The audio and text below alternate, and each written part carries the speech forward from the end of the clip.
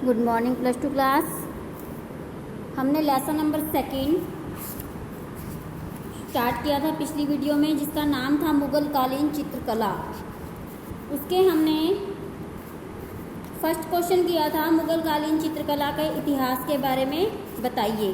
तो आज हम उसका सेकंड लॉन्ग कर रहे हैं, जो है मुग़ल शैली की उत्पत्ति और विकास पर प्रकाश डालो, या मुग़ल शैली की चित्रकला के विकास में मुग़ल शासकों के योगदान का वर्णन करो।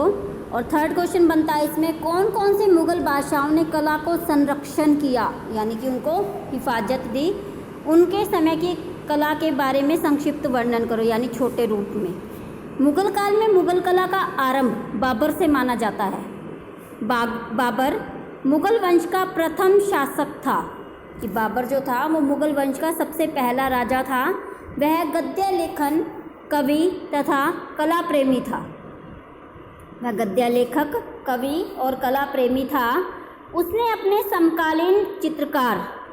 समकालीन चित्रकार बेहजाद के चित्रों की समीक्षा की थी। बाबर के बाद हुमायूं गद्दी पर बैठा, किंतु उसे अनेक कठिनाइयों का सामना करना पड़ा। इसमें कहने का मतलब यह है कि जो सबसे पहले राजा था वो बाबर था। बाबर मुग़ल वंश का प्रथम शासक था। वह गद्य लेखन, कवि और कला प्रेमी था, यानी कि वो इन सब चीज़ों में बहुत इंटरेस्ट लेता था। उसने अपने समकालीन चित्रकार, उसके समय के जो चित्रकार थे, बेहजाद के चित्रों की समीक्षा की थी। बाबर के बाद हुमायूं गद्दी पर बैठा, किंतु उसे अनेक कठिनाइयों का सामना करना पड़ा। जब हुमायूं कुछ स्थिर हुआ तो उसने ख्वाजा अब्दुल समद तथा मीर सैयद अली चित्रकारों को अपनी सेवा में रखा। कि जब उसे इतनी कठिनाइयों का सामना करना पड़ा तो वो उसे संभालने में लग गया। और जब उसे लगा कि अब हमने अपनी स्थिति को सुधार लिया है, तो उसने ख्वाजा अब्दुल समद और मीर सैयद अली को अपने चित्रकार के रूप में रख लिया। हुमायूं के बाद अकबर, जहांगीर और शाहजहां ने कला के विकास की ओर ध्यान दिया। इस मध्य हिंदू प्रभाव के कारण मुग़ल संस्कृति विकसित हुई। मुग़ल चित्रकला के विकास में विभिन्न मुग़ल शासकों के योगदान का वर्णन निम्नलिखित है। इसमें फर्स्ट आता है अकबर का योगदान। अकबर 13 वर्ष की अवस्था में ही गद्दी पर बैठा। कि जब अकबर सिर्फ 13 साल के थे तभी वह गद्दी पर बैठ गए, यानी उन्हें राजा बना दिया गया। 1570 ईस्वी में उसने दीने इलाही नामक धर्म चलाया। कि एक धर्म का नाम है, उसने इस धर्म को चलाया। उसने कला में उदारता का विकास किया तथा सहिष्णुता को फैलाया, यानी कि हर वह अधिकार जो हम अपने लिए चाहते हैं और उससे ही दूसरों के लिए भी लेना।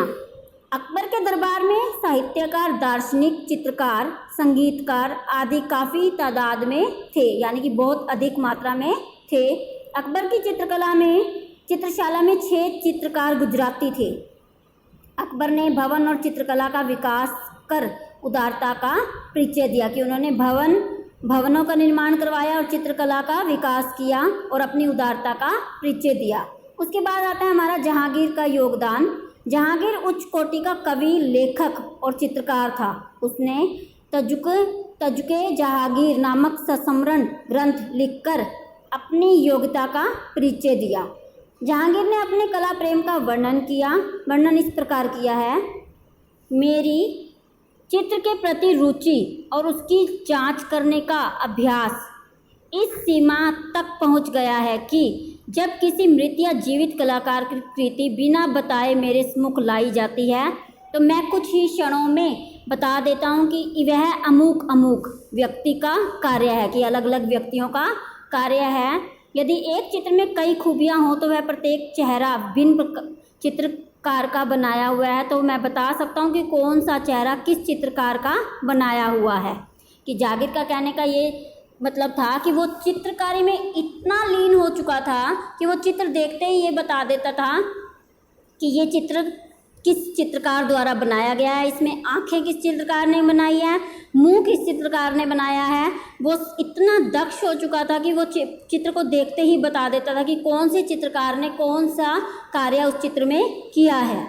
शाहजहां का योगदान। शाहजहां स्वयं तो कला प्रेमी था, किंतु इसके युग में कला का वह विकास नहीं हो पाया जो जहांगीर के समय में हुआ था। शाहजहाँ के समय में दरबारीपन अपनी चरम सीमा पर पहुंच गया था। शाहजहाँ के युग में व्यक्ति चित्र अधिक बने हैं कि शाहजहाँ के काल में वो कला प्रेमी तो जरूर था, शाहजहाँ के काल में उतने चित्रों का निर्माण नहीं हो पाया था जितना जहांगीर के समय में हुआ था। उसके शाहजहाँ के समय में व्यक्ति चित्रों पर अधिक अपना अधिक ध्यान दिया गया था। उसके बाद आता है दारा शिकोह का योगदान। दारा शिकोह ने भी अपने पिता शाहजहाँ की परंपरा का पालन किया। औरंगजेब के षड्यंत्र के कारण वह गद्दी पर न बैठ सका। उसे एल्बम बनाने का बहुत शौक था। एक एल्बम में लिखा है, यह संग्रह उसकी सबसे प्रिय और निकट मित्र सम्राट महिला नादिरा बेगम को सम्राट शाहजहाँ के पुत्र युवराज मोहम्मद दारा शिकोह के द्वारा भेंट किया गया है। कि दारा शिकोह को भी चित्रकारी का बहुत शौक था, परंतु औरंगजेब ने एक ऐसा षड्यंत्र किया जिसके कारण दारा शिकोह गद्दी पर नहीं बैठ सका। उसे एल्बम बनाने का बहुत शौक था और एक एल्बम उसने नादिरा बेगम को भेंट दिया था और उसी संग्रह पर यह लिखा हुआ भी था। औरंगजेब का योगदान। औरंगजेब एक कट्टर मुसलमान था, यानी कि बहुत ही सख्त विचारों वाला, परंतु उसने अनेक चित्र अनेक अवस्थाओं में मिले हैं। बीजापुर में उसका युवावस्था का चित्र, रामपुर में एक चित्र है बीजापुर आक्रमण का, उसमें औरंगजेब को वृद्ध दिखाया गया है। इस युग की चित्रकला में केवल कारीगरी है, इस चित्र की सजीवता आश्चर्यजनक है। उसके बाद आता है हमारा क्वेश्चन नंबर 3, मुगल लघु चित्र की तकनीकी। लघु चित्र यानी छोटे तथा सामग्री का उल्लेख करें। इस काल के कलाकारों के नाम भी लिखे। तकनीक यानी टेक्निक किस तरीके से की जाती थी। मुगल लघु चित्रों में फारसी, ईरानी, भारतीय तथा यूरोपियन कला का मिश्रण पाया जाता है। इन सब कलाओं का मिश्रण पाया जाता है। मुगल लघु चित्रों को अधिकतर सियालकोटी कागज पर बनाया गया है। कभी कभी इन चित्रों को कपड़ों पर भी बनाया जाता था।